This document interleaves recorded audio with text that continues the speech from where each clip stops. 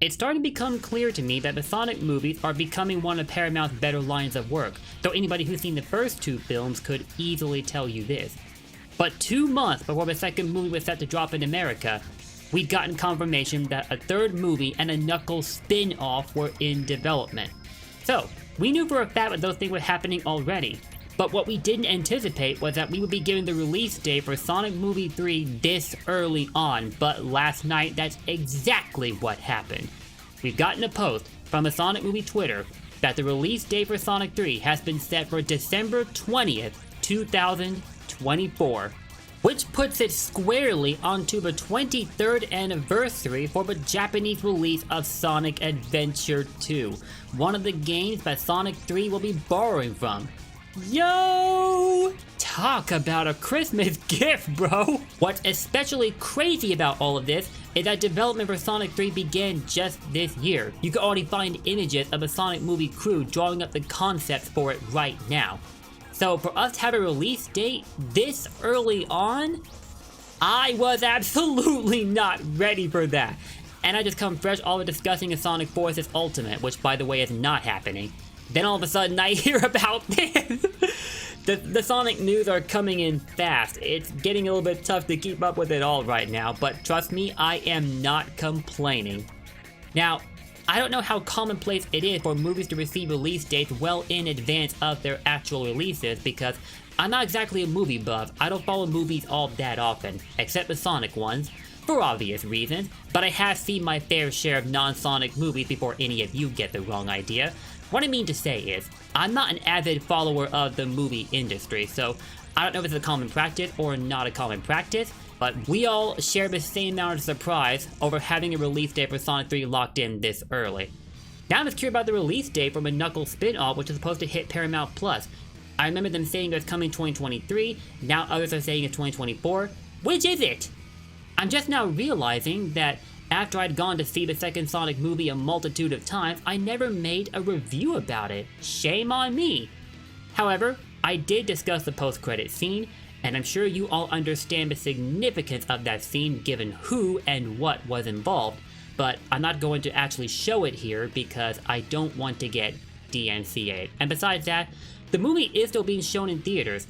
In fact, it's hitting Japanese theaters this month. Like 4 to 5 months after the movie showed up everywhere else in the world.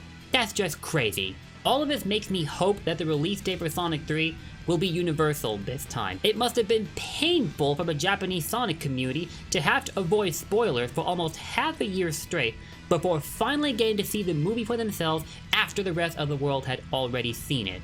That's just insane. And what's also insane is that they would learn about the release date for Sonic 3 before actually getting to see Sonic 2. Blows my mind. That doesn't need to happen again. In any case, we've got the release date for Sonic 3.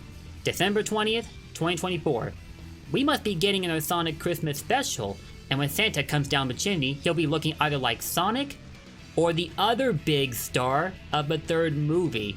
It's time to talk a little bit more about our boy Shadow the Hedgehog.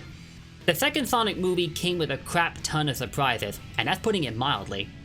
Even after the abundance of trailers.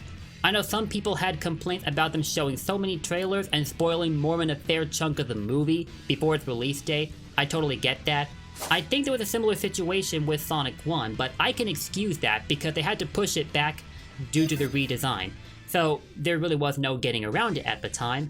But for the second movie, I was taken aback by how hardcore Paramount was being with its advertisement campaign, doubtless because of their confidence in the franchise after the success of the first film. And not one part of me was going to object to any of it. But perhaps the biggest surprise of all would not be seen until near the end of Sonic 2, when Shadow's capsule rose into plain view.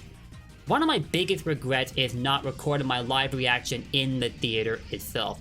It probably would have been taken down for a copyright claim because they would not want the movie to be seen yet until it was out of theaters, so I didn't risk it then. But if y'all see my reaction, you would think I had completely lost my mind. And Shadow was a character I would not have expected to see in the Sonic movie universe for until at least the fourth film. Why is that? because Eggman came into possession of one of Sonic's quills after the events of the first film. And obviously that quill contains Sonic's DNA, which Eggman could easily use to construct Metal Sonic. And yet, they decide to go for Shadow before Metal Sonic or Amy. Now, Jeff Fowler, director of the Sonic movies, did make it clear that they would not be following the continuity established by the Sonic game lineup.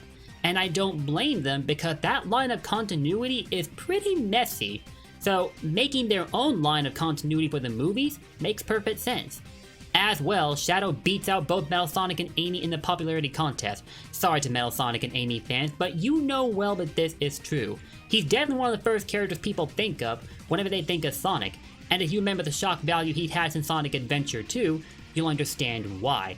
So, this is an outcome I'm more than okay with, trust me! Now comes a burning question people have been asking since Shadow's reveal. How faithful will Paramount be to the story of the ultimate life form?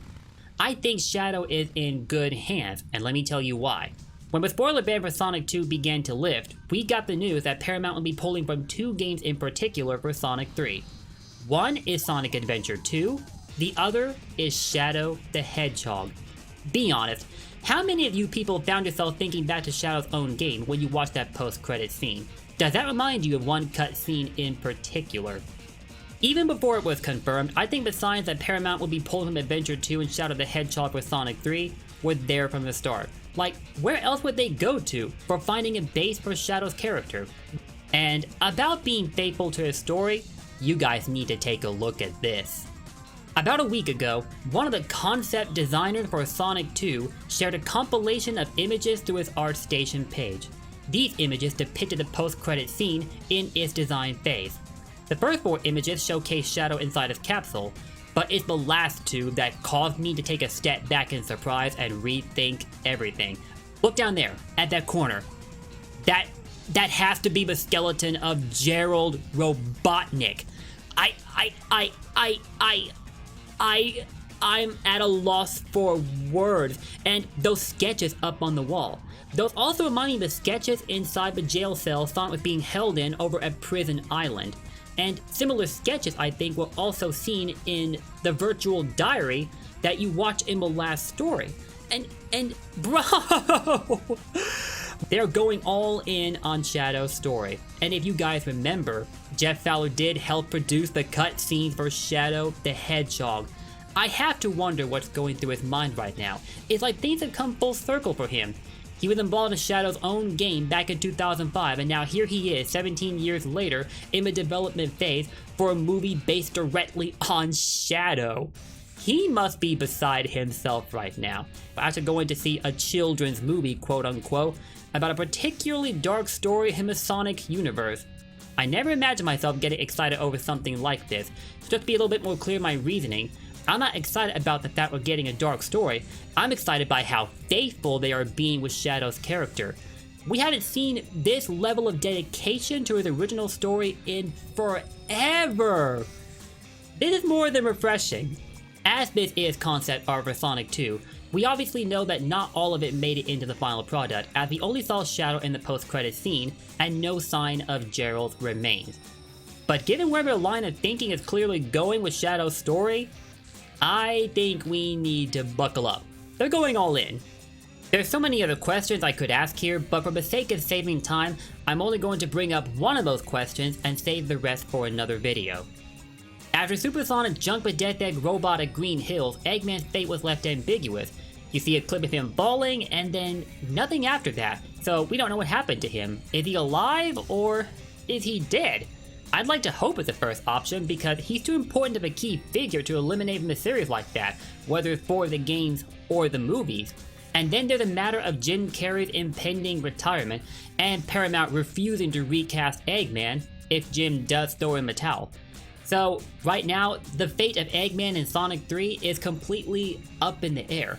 But for how Sonic Adventure 2 turns out, he's got a role to play in that story arc too. I guess we'll find out eventually.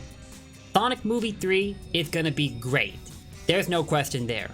But will it match up to, or surpass its predecessor, Sonic 2, after everything is already accomplished? a little too soon to start this discussion, so I'm not gonna bother. But certainly the pieces are in place for Paramount to surpass what was done with Sonic 2. It's simply a matter of them playing their cards correctly. With the movies we already have, they provide an amazing depiction of Sonic's character, and I wouldn't have them any other way. Except maybe with a soundtrack, as that's my one major gripe about the movies, honestly, and that's kinda ironic considering that people have universally agreed that the soundtrack is the strongest aspect of Sonic. But that's a discussion I'll save for another video, it's not important right now. So how do you guys feel about the fact that we already have the release date for Sonic 3 2 years in advance? I still think that's crazy. What about you?